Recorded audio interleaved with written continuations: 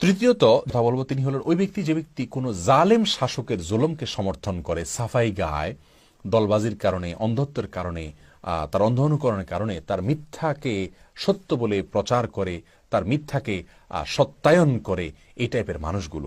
এদের সম্পর্কে ইবনে হিব্বানে বর্ণিত হাদিসে আসছেন, নবী আলাইহিস সালাম বলেছেন, ইন্নাহু ইয়াকুনু বাদি উমারা, নিশ্চয় আমার পরে কিছু শাসক আসবে যারা মিথ্যা কথা বলবে, জুলুম করবে।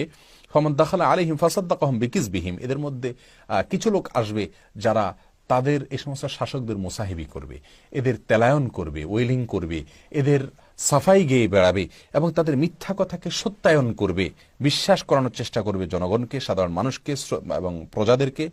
আনাহুম আলা জুলমিহিম, এবং তাদের জুলুম, অবিচার, অত্যাচার এর ক্ষেত্রে তাদেরকে সহায়তা করবে। এরকম কিছু মানুষ থাকবে মোসাহিব কিসিমের। ফালাইসা মিন্নি ওয়ালাস্তু মিনহু ওয়ালাইসা বিওয়ারিদিন আলাইয়াল হাউজ। তো এই শ্রেণীর মানুষেরা